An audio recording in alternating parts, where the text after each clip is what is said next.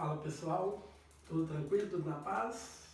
Vamos aqui de novo, novamente, para mais uma aula de filosofia com o seu professor, Zé Roberto. E hoje nós vamos tratar e trabalhar em um dos maiores filósofos da história da filosofia, que é o Immanuel Kant, né? Que vai ser considerado um grande filósofo dos maiores de todos, porque refundou as bases da teoria do conhecimento na era moderna, realizando ali a chamada síntese entre racionalismo e empirismo, através da revolução copernicana, que é a grande mudança no processo de conhecimento, onde ele busca tirar o foco do objeto e colocar no próprio sujeito. Ou seja, neste momento estabelece a teoria do conhecimento do Kant, chamada criticismo. E aí, né, essa parte inicial da revolução, do processo de conhecimento, você vai acompanhar as aulas que tratam desse tema aí, que a gente tem aí também. Hoje nós vamos trabalhar os limites do conhecimento, que é exatamente o efeito, o resultado dessa revolução. Quando Kant faz a mudança, inverte o foco, onde ele não se preocupa mais o que o objeto do conhecimento me oferece, mas como eu conheço o objeto, ele chega no limite. O que é o limite? Até onde o homem pode conhecer as coisas, até onde o sujeito do conhecimento pode conhecer o objeto do conhecimento. E esse limite é o que ele chama de fenômeno. O que o Kant vai falar? Que nós só podemos conhecer as coisas como elas se apresentam a nós. Ou seja, a gente nunca vai atingir o conhecimento dos objetos como eles realmente são, mas apenas como eles se apresentam a nós. O Kant vai falar o quê? Que existe um mundo externo a nós que independe da nossa existência. As coisas que nós conhecemos passam pelo filtro da experiência, que é o primeiro passo do conhecimento.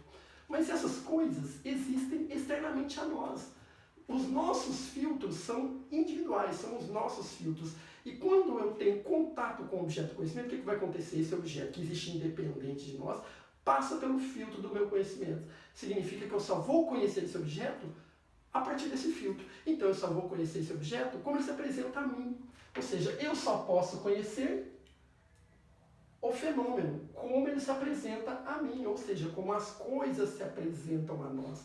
Eu nunca vou conhecer o objeto, ou nós nunca vamos conhecer as coisas, os objetos de conhecimento, como eles realmente são, a existência deles independente de nós. Isso é o que o Kant chama de coisa em si, que também aparece na literatura kantiana como número. Nós não conhecemos as coisas em si como elas realmente são. A coisa em si é o objeto do conhecimento, como ele realmente é o objeto do conhecimento em si mesmo. Nós não conseguimos atingir o conhecimento das coisas em si, como elas existem realmente, independente de nós. É impossível atingir o conhecimento das coisas em si. Nós só conhecemos as coisas como elas se apresentam a nós. Ou seja, as coisas a partir dos nossos filtros do conhecimento, que é o que ele chama de fenômeno. Então, qual que é o limite do conhecimento? Nós mesmos, ou seja, os nossos filtros, as nossas faculdades do conhecimento, que leva a nosso conhecimento apenas do fenômeno, o mundo dependente de nós. O que eu não posso conhecer e que ninguém pode conhecer segundo Kant? Como as coisas são independentes de nós, as coisas em si, os objetos em si mesmos. Não temos acesso a esse conhecimento. Esse é o efeito da revolução. Então, quando ele inverte o sujeito do conhecimento com o objeto do conhecimento, colocando o sujeito no foco, quando ele volta o foco para o sujeito, tentando identificar as faculdades do conhecimento que o sujeito tem, ele percebe, são essas faculdades que me levam ao conhecimento do fenômeno. E percebe, existem as coisas independentes de nós, que nós nunca vamos atingir o conhecimento delas, que são as coisas em si. Então, os limites do conhecimento estabelecem dois conceitos importantes, o fenômeno e a coisa em si. O que é o fenômeno? Agora especificando bem, o fenômeno é um objeto para nós, é o que podemos conhecer. E o que é a coisa em si? A coisa em si é o objeto em si mesmo, o que não podemos conhecer. Fenômeno passa pelos nossos filtros e é isso que a gente conhece. Coisa em si é o mundo independente de nós. Então existem coisas independentes de nós, elas existem independente da gente conhecer elas ou não. E quando a gente passa a conhecer elas, o que vai acontecer? Elas vão passar pelos nossos filtros. Então eu só vou conhecer aquilo através do meu filtro. Isso é um fenômeno. Eu gosto de dar um exemplo básico, simples, que faça que você entenda o que é esse fenômeno de coisa em si. Se a gente passa pelo conhecimento usando nossos sentidos, que é o primeiro passo, segundo Kant, passar pelo sentido, a experiência possível. Então imagine uma pessoa que não enxerga, uma pessoa cega. Ela conhece as coisas do mundo, assim como nós conhecemos, só que ela conhece as coisas do mundo com os filtros do conhecimento dela. E por detalhe, esses filtros está sem a visão. Então quer dizer que ela conhece o mesmo objeto que eu que enxergo conheço? Não, ela conhece um objeto para ela, que é o fenômeno dela. E eu conheço o objeto para mim, que é o meu fenômeno. No caso dela, é sem a visão, com os outros sentidos, por exemplo. E no meu caso, é com a visão.